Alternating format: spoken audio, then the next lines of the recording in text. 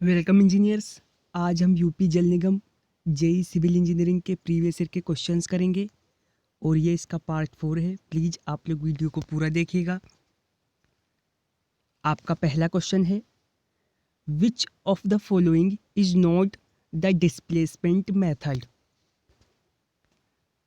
आपको नीचे कुछ मेथड दे रखे हैं और आपसे पूछा गया है कि इनमें जो है कौन सा डिस्प्लेसमेंट मेथड नहीं है। ऑप्शन दे रखे हैं आपको, equilibrium method, column analogy method, moment distribution method या फिर कानी मेथड।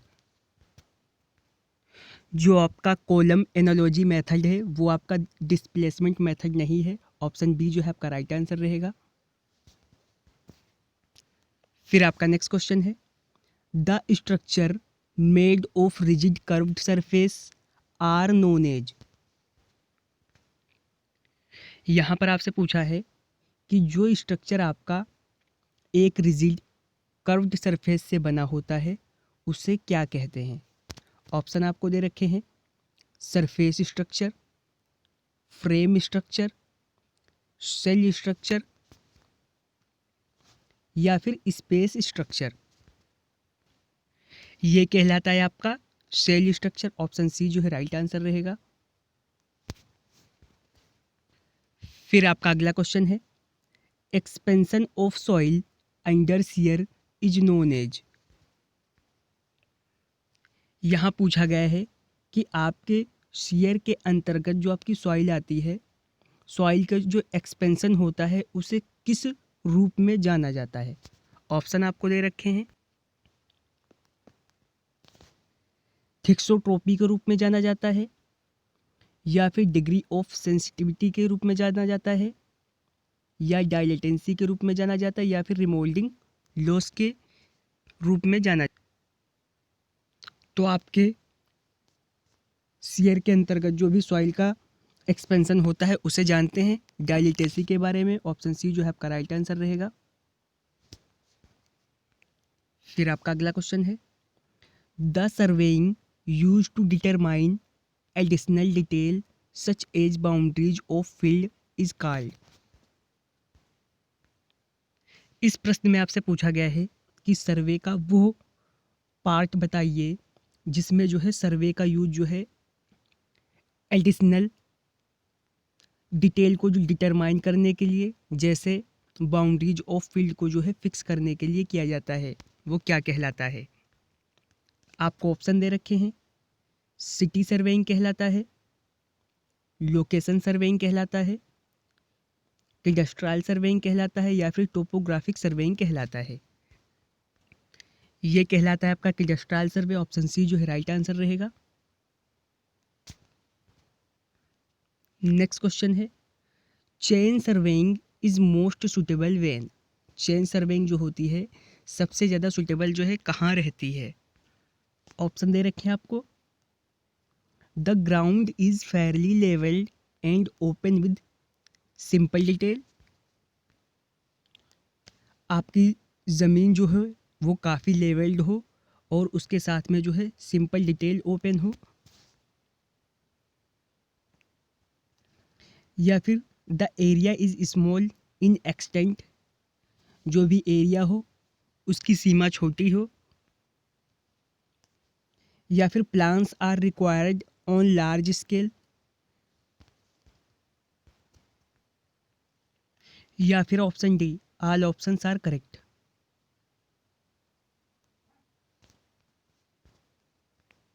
फिर आपका नेक्स्ट क्वेश्चन है, the least count of prismatic compass is. यहाँ पर आपसे प्रिज्मेटिक कंपास का जो है लीस्ट काउंट पूछा गया है कि वो कितना होता है। तो आपका ऑप्शन सी जो है राइट रहेगा। फिर आपका नेक्स्ट क्वेश्चन है, the depth of flow eight which specific energy is minimum is called. इसमें पूछा है कि आपके फ्लो की जो डेप्थ होती है जिस पर स्पेसिफिक एनर्जी मिनिमम हो उसको क्या कहते हैं। ऑप्शन आपको दे रखे हैं, नॉर्मल डेप्थ कहते हैं, अल्टरनेट डेप्थ कहते हैं, क्रिटिकल डेप्थ कहते हैं या फिर नॉन ऑफ द अबव? तो इसे कहते हैं क्रिटिकल डेप्थ। ऑप्शन सी जो है आपका राइट आंसर रहेगा। फिर आपका नेक्स्ट क्वेश्चन है, it is the product of elastic stress and the area of A following liquid. यहाँ पर आपसे पूछा है कि आपके इलास्टिक स्ट्रेस और आपके फ्लोइंग लिक्विड का जो एरिया होता है, एरिया के प्रोडक्ट को क्या कहते हैं? प्रेशर फोर्स कहते हैं, इलास्टिक फोर्स कहते हैं, ग्रेविटी फोर्स कहते हैं या फिर विस्कस फोर्स कहते हैं? तो आपके इलास्टिक स्ट्रेस और फ्लोइंग लिक्विड के एरिया का जो प्रोडक्ट होता है उसे कहते हैं इलास्टिक फोर्स। ऑप्शन बी जो है आपका राइट आंसर रहेगा। फिर आपका नेक्स्ट क्वेश्चन है, the surface of which paint can be cleaned by washing with water. यहाँ पर आपसे पूछा है कि किस पेंट की सरफेस को पानी से धोकर साफ किया जा सकता है। आपको यहाँ पर कुछ पेंट दे रखे हैं, oil paint, enamel paint, emulsion paint या फिर बिटुमिनस पेंट। आप इमल्सन पेंट की जो सरफेस होती है उसे पानी से धोकर साफ कर सकते हैं। ऑप्शन सी जो है आपका राइट आंसर रहेगा। फिर आपका अगला क्वेश्चन है, the siliceous sandstone which has been subjected to metamorphic action is called. यहाँ आपसे पूछा है कि जो आपका सिलिशियस सैंडस्टोन होता है उसमें मेटामॉर्फिक एक्शन की जो है क्रिया की जाती है, वो क्या कहलाता है?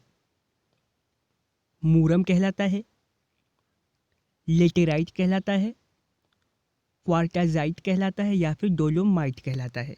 तो ये कहलाता है आपका क्वार्टाजाइट। ऑप्शन सी जो है बिल्कुल राइट रहेगा।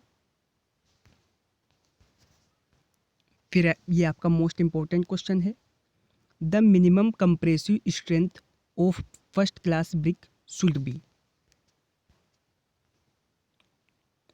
पूछा है आपसे कि जो आपकी फर्स्ट क्लास की ब्रिक होती है उसकी मिनिमम कंप्रेसिव स्ट्रेंथ जो है वो कितनी होनी चाहिए?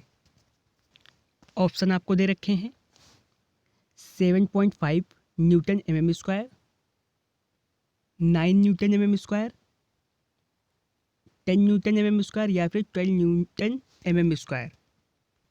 तो आपका ऑप्शन सी राइट रहेगा, 10 न्यूटन mm स्क्वायर।